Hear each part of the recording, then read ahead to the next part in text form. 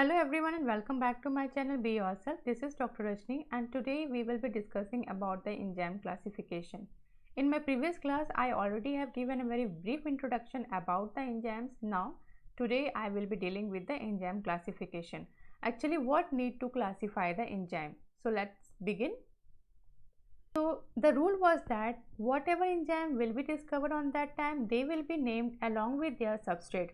So they have decided to put the suffix ase just after the name of the substrate they are acting on. But it was not always acceptable. And also there was some exception also, as in the case of proteolytic enzyme. So they were using suffix in with the case of proteolytic enzyme. A very interesting fact about all these things is that there was an enzyme known as lactase. So here the substrate is lactose, but instead of naming it as a lactosase, they have named it as a lactase. Why? Because it sounds much better than lactosase. So just to make it sound good, they have named it as a lactase. So there were so many contradiction in that. Another enzyme is a transcarboxylase. So rule was what? They will place ase suffix after the substrate, but here transcarboxylase does not signify that the substrate is a trans. There is transcarboxyl is not any substrate. So to avoid all these things, the commission has designed by the International Union of Biochemistry, which was later named as IUBMP, which stands for International Union of Biochemistry and Molecular Biology, and first report published by them was in 1964. And when it got well accepted by the system, they again republished their different reports in 1972, 1978, 84 and 92. Now as per this commission, they have classified enzyme into major six groups or major six classes. So here this is a picture I have taken from U Satyanarayana book. That is very good books, and they have very clearly classified this one, and there is a specific way of numbering this. So you cannot write the classes first as transferases then oxidoreductases. Always there is a need to write in the same sequence. Oxidoreductase will come first, then followed by transferases, and so on.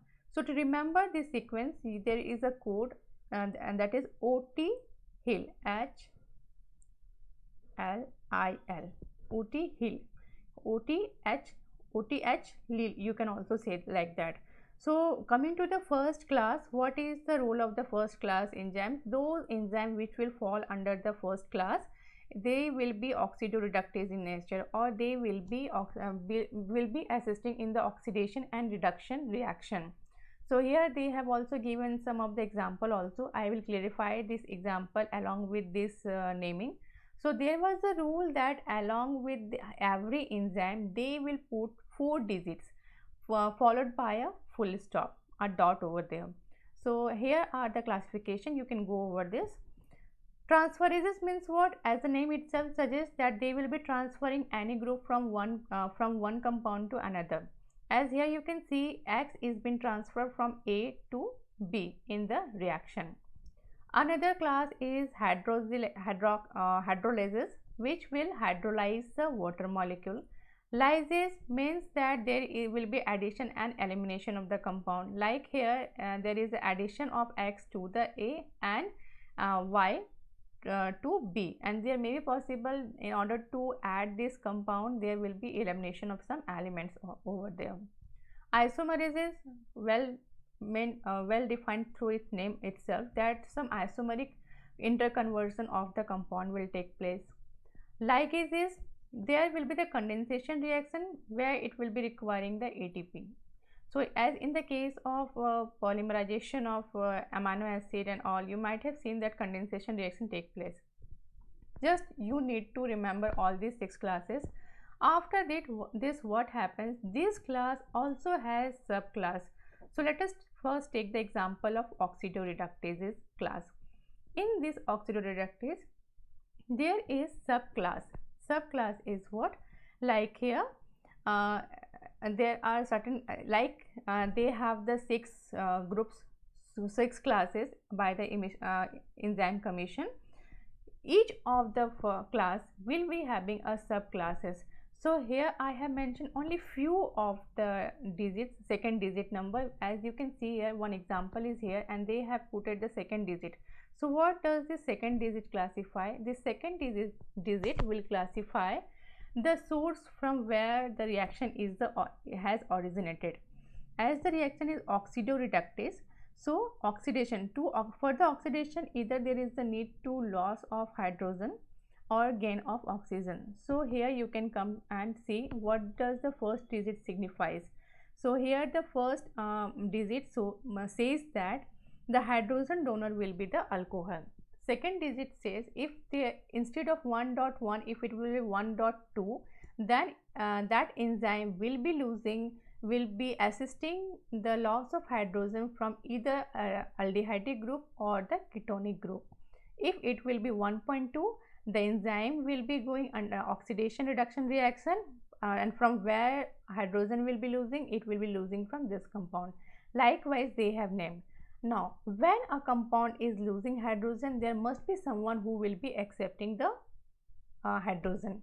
So, after 1.1 dot, again the third digit signifies that which particular compound is accepting this hydrogen.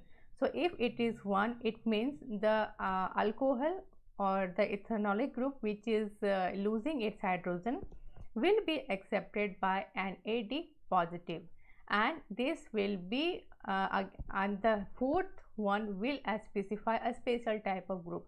So here only few of the subclasses is been listed. There are so many classes and here only 6. It is not limited up to 6. Number of other classes are also here. As you can see here, after 3 it has just gone to 99. So you can imagine how many different types of subclasses and classes are there. Classes are 6, but how many different sub and subclasses can be there. So if the here the question arises, do you need to remember all these numbers?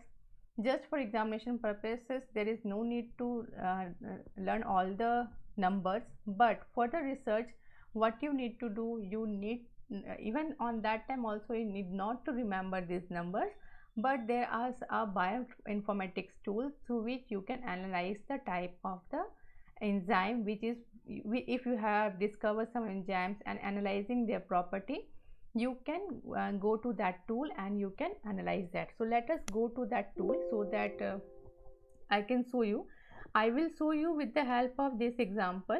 This example is what isocitrate NAD positive oxidoreductase is the name given by the EC or the enzyme commission, but its travel name is isocitrate dehydrogenase. So the site is enzyme.xpc.org. Now here you just need to put the number. So what was the number we have taken for the enzyme? 11141. So let us put it here. I'm putting here 11141. Let us search about this enzyme. So here also you can see here the enzyme name has popped out. The reaction has also been clarified by you. Now go to the reference, cross reference, from where you can say that this what exactly this number are specifying. So when you will go in the cross reference, you can see here number 1 is saying that it is belonging to oxidoreductase, first digit 1. Second digit 1.1 or the second digit is specifying that the oxidoreductase is acting on the CH-OH group of the donor, and who will be acting the hydrogen ion, as we have just discussed that 1.1.1 or the third digit specified that it will be accepted by NAD positive or NADP positive, which is a hydrogen acceptor here. And the last group 41 says that what the enzyme is particularly, it is the isocitrate dehydrogenase NAD+. Let's try with some more example. Instead of, if I say instead of 1, let us just change only one number here, 2. Let's see how it will be changed. So if you will remember, the second class belongs to transferase. So let's see here. I don't know what the 2 is. So let's cross verify here.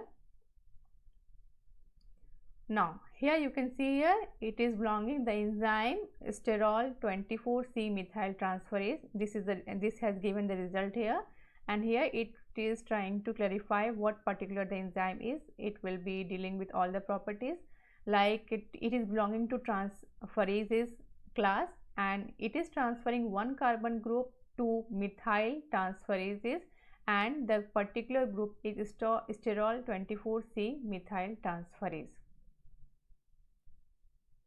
So here you can see, you can find out all the information. So this is how Enzyme Commission act.